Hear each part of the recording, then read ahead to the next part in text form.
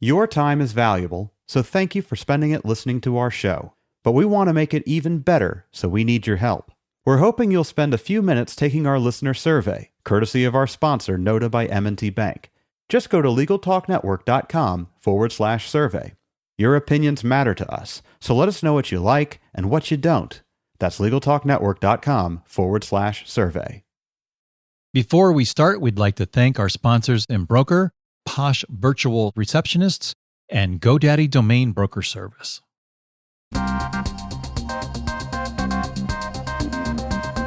It's not always easy, Craig. I mean, this is a really hard field. It's a hard job. And, we care a lot about the people we work with. We hope that everyone is successful, but that's always not the case. And we just try the best that we can every single day. Welcome to the award-winning podcast, Lawyer to Lawyer, with J. Craig Williams, bringing you the latest legal news and observations with the leading experts in the legal profession. You're listening to Legal Talk Network.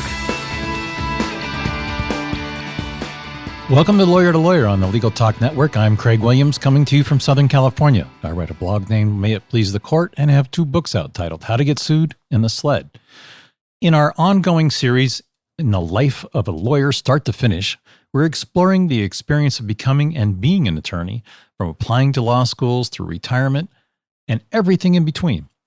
On our last episode of the series, we discussed the business of law with attorney Christopher T. Anderson. On today's episode, we're going to move on to work-life balance.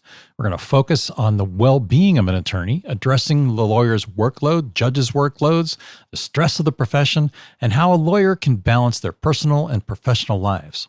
And to do that, our guest today is Molly Rance. She is the program director for the Lawyers and Judges Assistance Program at the State Bar of Michigan. Molly is a fully licensed professional counselor and a board-certified addictions therapist. She is the co-host of the State Bar of Michigan On Balance podcast alongside Joanne Hathaway. Welcome to our show, Molly. Thank you so much for having me.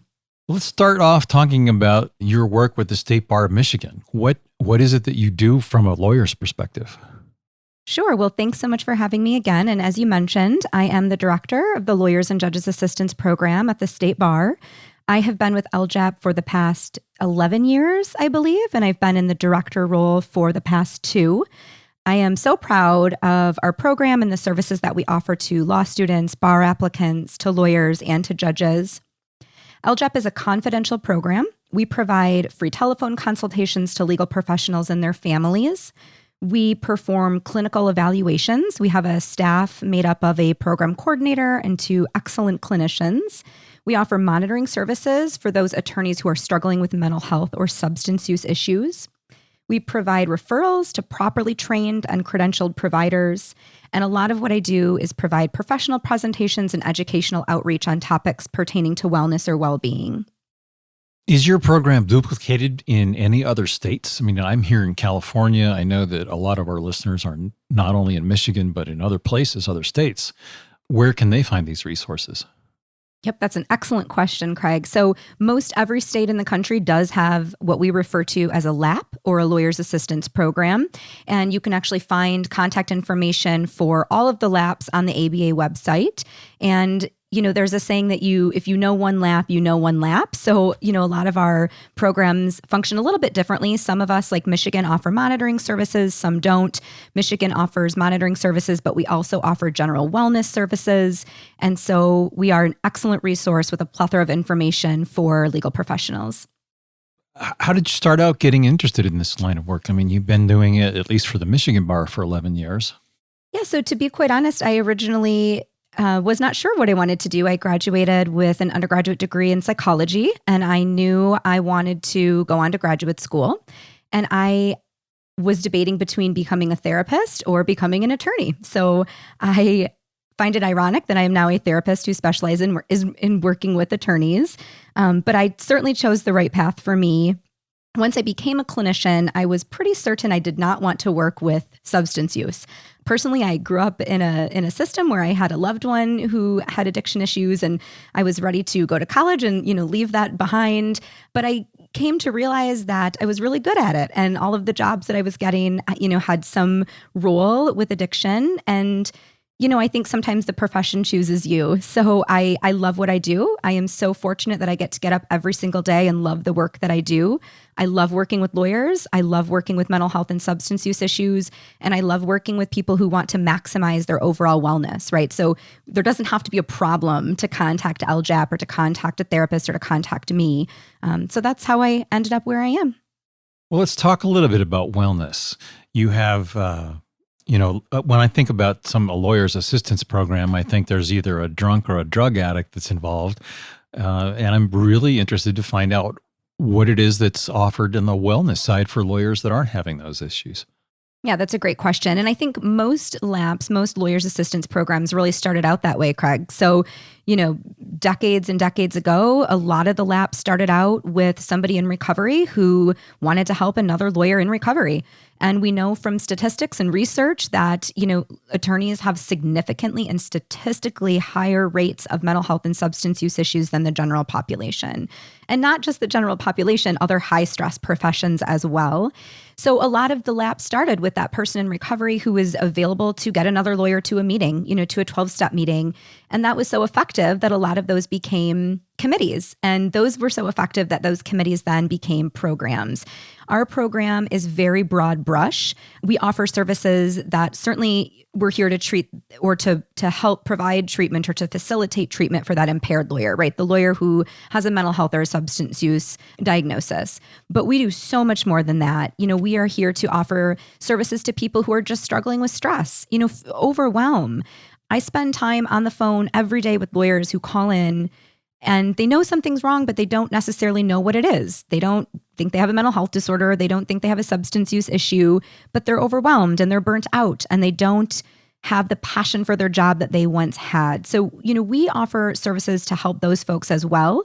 We offer services to people who are just looking to maximize their well-being. They're looking at the dimensions of their well-being, whether it be their emotional well-being or their physical well-being or their spiritual well-being or their intellectual well-being. And maybe some of those dimensions are really great and are thriving, and maybe others aren't so great. And so they're looking to kind of maximize and create better balance in those dimensions in their lives. A lot of what I do is provide, as I mentioned, professional presentations and educational outreach. So I'm speaking usually multiple times per week for a local or affinity bar, for the ABA, for other organizations. And those folks are looking for me to come out and talk about wellness, lawyer wellness, talk about mitigating stress, managing stress, avoiding burnout, talking about compassion fatigue and how to take care of ourselves and make sure that we're thriving. So a lot of LAPs offer these services. Michigan's certainly does. And we are certainly here to help those folks who are looking to maximize wellness. There doesn't have to be a problem to contact us. Well, let's talk about that. Let's talk about the wellness, because I think I probably fall into the category of the stressed out lawyer. Certainly, I've got a complex business litigation practice, and it is stressful because you're constantly faced with deadlines. You're constantly faced with arguments from opposing counsel, sometimes your own client, frequently the judge. So what do you tell somebody like me? I mean, I think I still have the passion. I like to get up and practice law, but boy, it's stressful. What things could I do? What things could anybody who's not in the category of being an addiction issue, what can they do? The basics. Yeah, great question. The $1 million question, right? Right. So I think, hard work has long been associated with, the field of law, right? Long hours, long days, work hard, play hard. But I think at some point, workload and overcommitment to work, which is the number one reason male attorneys leave the practice of law, by the way, is overcommitment to work. The number one reason women leave the practice of law is difficulty with work-family, work-life balance, right? That family commitment, work commitment. But at some point, it becomes unsustainable and it begins to impact the mental health of the employee, which leads to decreased work and quality performance. So we see that direct correlation. And so a lot of times people are calling in and saying, well, what can I do? What can I do to take care of myself? What can I do to take care of myself? So I like to teach something really easy when I go out and I'm speaking in front of groups, because I have a lot of continuing education that I have to do for my job and my licenses and my certifications.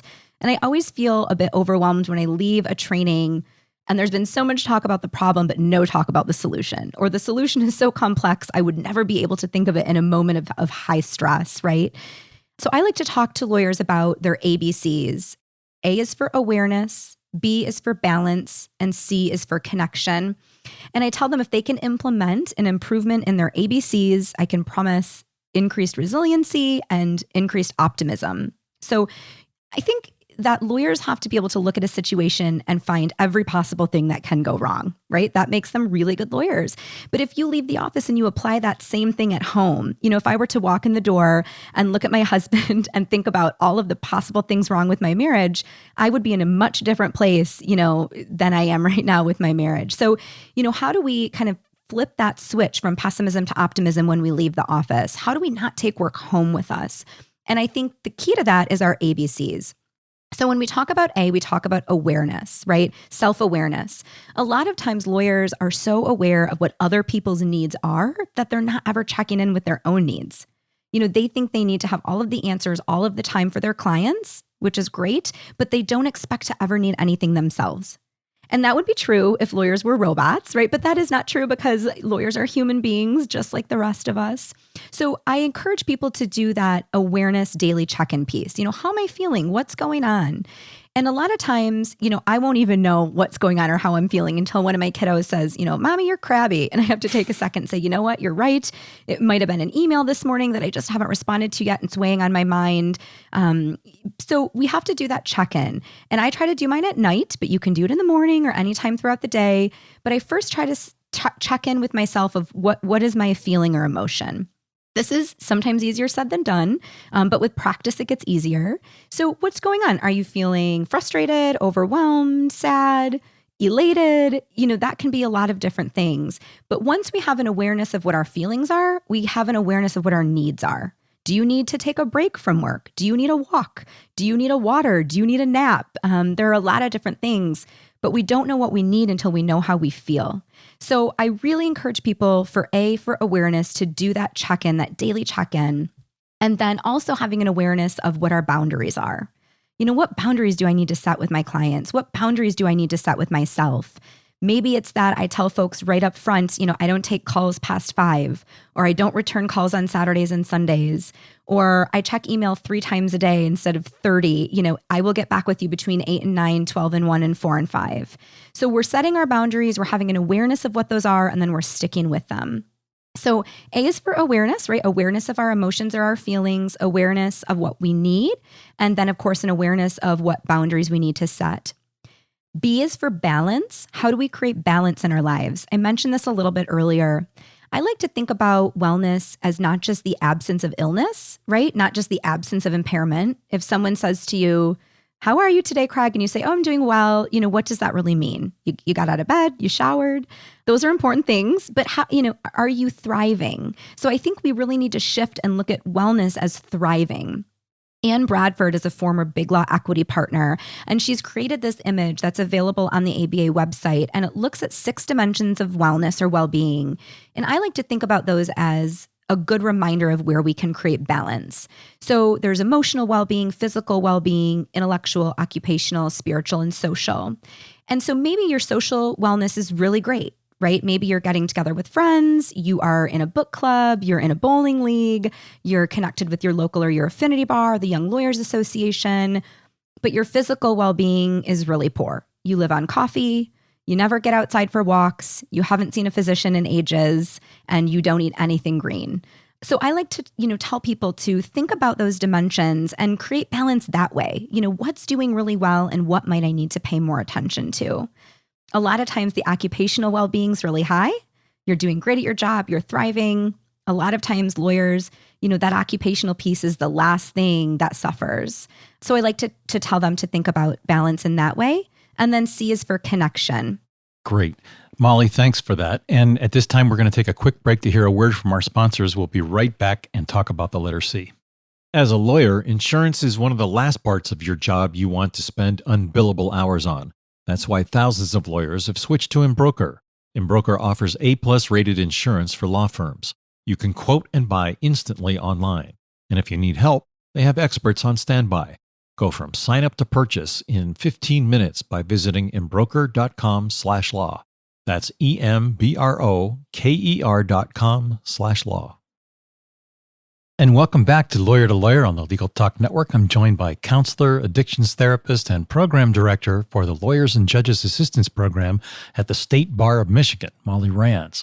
Right before the break, Molly, we were talking about the ABCs, and you were going to tell us about what the C stands for. Yeah, so C is for connection, Craig. Thank you. And this is the last piece that I think helps lawyers to become more optimistic and that helps them to become more resilient and handle stress much better. That C for connection is really about connecting with something larger than yourself. So whether it be spiritual, religious, certainly can also be connecting with friends and family, larger organizations, your state bar, the ABA, a book club, a friend group. So, really trying to connect with other people. We find that lawyers that can talk to other lawyers about their experiences during the day, however difficult they may have been, really helps to improve their satisfaction with work. So I want to ask you a personal question because I'm sure that there are many other lawyers who have heard the same things from their wives or significant others. I frequently, as you've talked about this rings in my ears, and my wife will sometimes say to me, when something bad goes on at work, you bring it home and take it out on me. How can I stop that? Yeah, that's a great question. And it's hard to do. I think I'm an imagery person. Which may be a therapist thing, but I'm very image oriented because I think images are really powerful. And so for me, this has become more and more important since the pandemic because I'm working from home. And so it was much easier for me to leave an office and leave my work at work, right? And physically get in my car and drive to my house and walk in my door and see my husband and my children and really transition. It's much different when I'm walking from my bedroom down into the kitchen. So for me, when I am done for the day, I close my eyes and I visualize leaving everything that I have in my office space. And for lawyers, I often teach them to flip the light switch, right? Flip the light switch from pessimism to optimism, to walk out the door and to leave everything behind. And it is hard to do, but the more we practice, the better we get at that. So you're not saying I'm going to ignore this or compartmentalize it. You're simply saying I'm going to leave it at work until tomorrow. Yeah, and I think that lawyers understand how to do that because we all have to pigeonhole everything, this client and that client and these problems and those problems. So that's a skill I think I've got, and I'm pretty sure that most other lawyers I work with have as well. That's a great piece of advice. Thank you. So how often does this happen? I mean, is this every lawyer that is practicing law that goes through some level of stress? Well, I don't think so. I think stress and anxiety in mild forms help us to be successful, right? You're an attorney, you are successful. I assume that you have experienced some level of stress and anxiety, right? When I'm speaking at firms and in law schools, I am speaking with high achievers. And in order to be a high achiever, we have some level of stress and anxiety. So I speak all the time. And no matter how many times I speak in front of a group of people, whether it be 2 people or 200 people, I still feel a little bit anxious beforehand. And that helps me to prepare. We all do. Yes, right. So I do research. I try to know my topic inside and out so that when I get in front of folks, I'm not fumbling over my words or thinking what I have to say. It just comes naturally and it helps me to be successful. It helps me to get asked to come back. So I think, stress and anxiety serve purposes. They help you to meet deadlines and be prepared in the courtroom and represent your client well. The problem becomes when it's moderate to severe and it becomes chronic, right? So if you are leaving a situation, if I'm leaving a presentation and I'm driving home and I still feel anxious, that to me, something's wrong, right? Because the stressor is actually over. It's behind me. So I ask people to think about that. Is this mild? Does it help you to prepare and help you to be successful? Or are we getting to the point that it's impacting your mental health, your emotional health, right? And your physical health? And it's not all lawyers. That's good to hear. It would make sense to me that since work is the major stress, that work ought to be one of the first places you focus on to make some changes in the way that you conduct your business as a lawyer and your lawyering. What do you recommend to lawyers to do at work to solve the stress problem?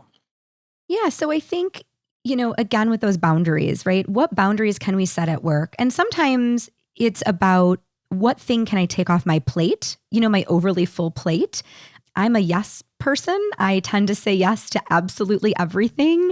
And so I have done some personal things to address that. So for example, when I get a phone call for a new client, or if I am asked to do something, whether it be bake something for my kiddo's soccer team, or, arrange a play date, or take on a new case, or do a presentation, I always say, let me check my calendar and get back with you. Even if I am 99% sure that sounds like a great idea, because I want to give myself permission to think about if I really want to do it, or if I'm just saying yes because that's what I am so naturally inclined to do. We can't always set all the boundaries, right? Or have all of the limits, but sometimes just one makes a really big difference. Especially in a big situation like that, setting boundaries is a great idea. In fact, one of the things that I've done is what you recommended earlier. Stop working on weekends and have a defined end of the day. In my practice, I've been lucky enough to be able to take off Mondays and Fridays. So that's been a big help, because I am one of those guys that stresses out over things. Well, Molly, we're going to take another quick break to hear a word from our sponsors. We'll be right back. As a lawyer, ever wish you could be in two places at once? You could take a call when you're in court, capture a lead during a meeting. That's where Posh comes in. We're live virtual receptionists who answer and transfer your calls so you never miss an opportunity. And the Posh app lets you control when your receptionist steps in. So if you can't answer, Posh can. And if you've got it, Posh is just a tap away. With Posh, you can save as much as 40% off your current service provider's rates. Start your free trial today at posh.com. While it might not have been covered at law school, the smart lawyer knows that domain names are valuable assets to a client's business when launching a new product or protecting their brand. GoDaddy's domain broker service can help you and your client acquire that perfect domain, even if somebody else already owns it. Be the business advisor your clients need with GoDaddy's expert brokers. Visit godaddy.com/DBS to learn more. And welcome back to Lawyer on the Legal Talk Network. I'm joined by Molly Rands. She's one of the work balance therapists that is available in Michigan, and also available to lawyers in other states, not necessarily Molly, but other programs. Molly, one of the things that I'm curious about is one of the things that lawyers think about frequently are, what are the consequences? What happens in the situation where you don't address these things? You let the stress get a hold of you. What kind of expectations should lawyers have about the consequences of not managing stress or achieving this work-life balance? Well, that's a great question. And we have research, Craig, that suggests that between 40 and 70% of disciplinary proceedings and malpractice claims are directly related to a mental health or a substance use issue, specifically substance use or depression, or sometimes both. So what happens is, our mental health is very important and we have to prioritize it. And in my opinion, a mentally healthy lawyer is a competent lawyer. And so if you have an attorney who does not have, a good mental or emotional health, we know that even struggling lawyers that are struggling in minor ways can impact cognitive function. That's really important for an attorney. And so if you have an attorney who's using substances, or if you have an attorney who is depressed, and we know that can impact cognitive function, it's not surprising that we see these statistics that show 40 to 70% of disciplinary proceedings and malpractice claims are related to untreated mental health or substance use issues. It is certainly something that we see every single day at LJAP. As during the practice of law in the last 35 years, I've seen a number of lawyers that, because you work with them 8 to 10, 15 hours a day, you know that they've got an addiction. You can see it. You can see that they're a drug user, or you can see that they're an alcoholic, because you just can't hide it. I didn't deal with the situations that I faced because I didn't know how. But what would you recommend to lawyers that are working with someone who's noticeably addicted and has got this problem, and you're not? What do you say to them? How do you help them out of this situation?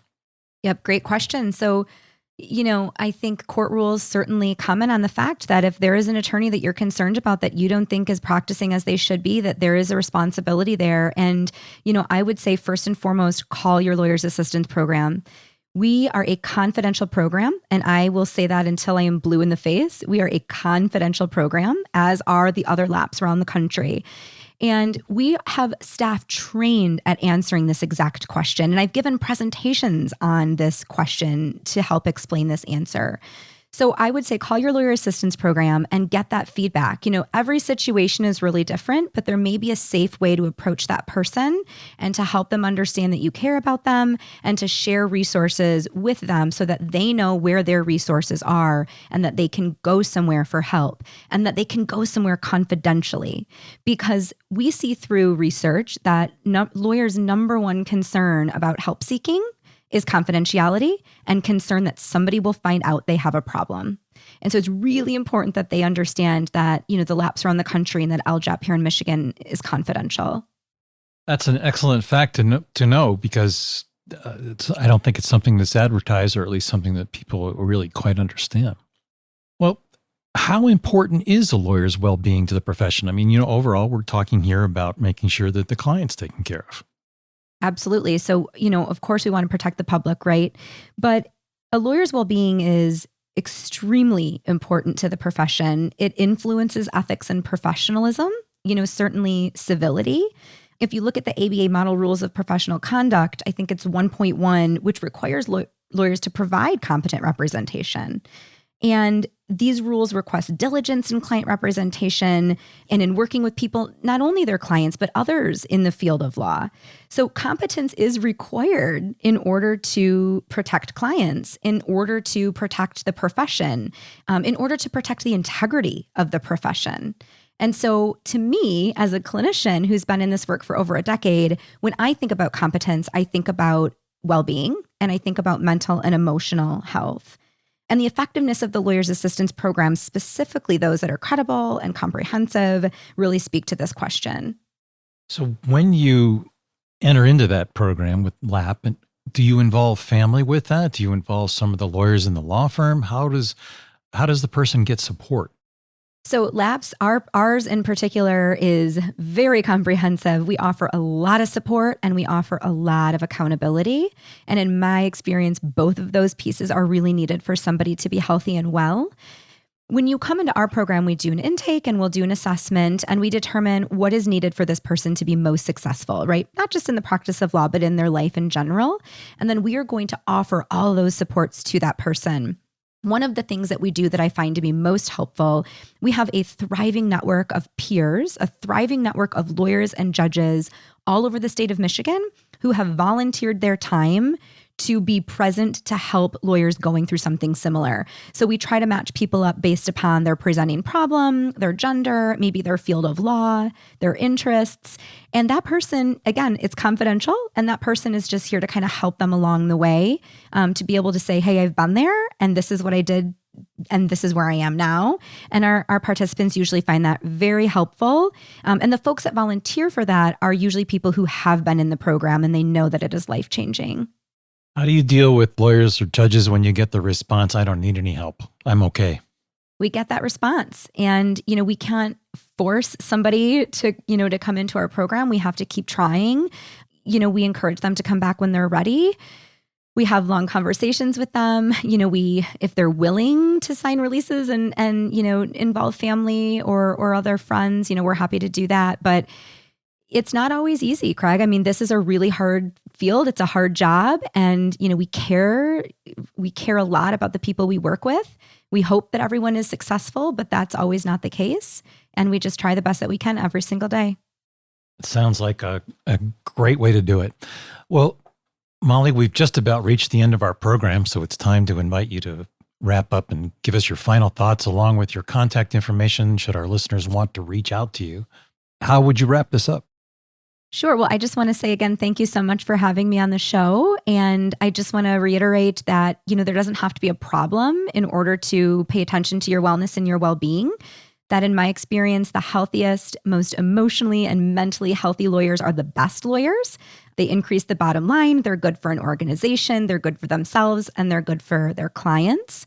And if anybody would like to get more information, you're welcome to contact me on our confidential helpline at 800-996-5522. or email us at contactljap, LJAP, at mishbar, michbar.org. And I invite everyone to check out the SBM On Balance podcast as well. We'll do that. And just as a cleanup question, can I from California call you to get a referral? Absolutely. We work very closely with all of the labs, and we will make sure we get you in the place you need to be. Wonderful. Thank you so much, Molly. It's been a pleasure having you on the program.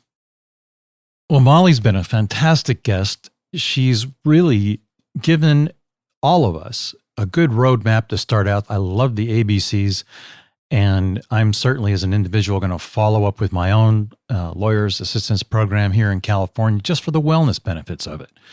It seems like it's a resource that's available to me and is available to you in your state. So take advantage of it. Reach out and find out how you can make your life and those around you a little bit better. And if you haven't heard it from your spouse, significant other, or partner, or your children, I'll tell you. Get some help.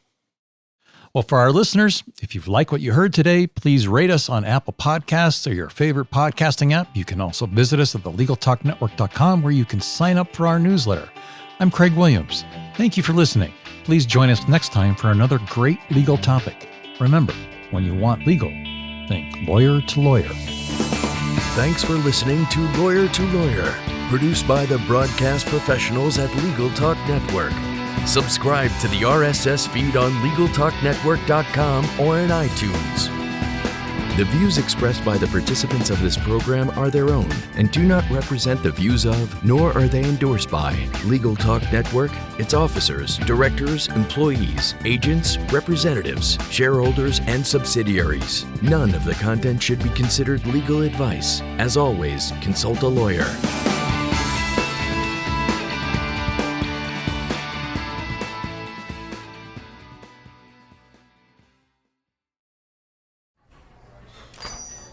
Hey, Guy, what's up? Just having some lunch, Conrad. Hey, Guy, do you see that billboard out there? Oh, you mean that guy out there in the gray suit?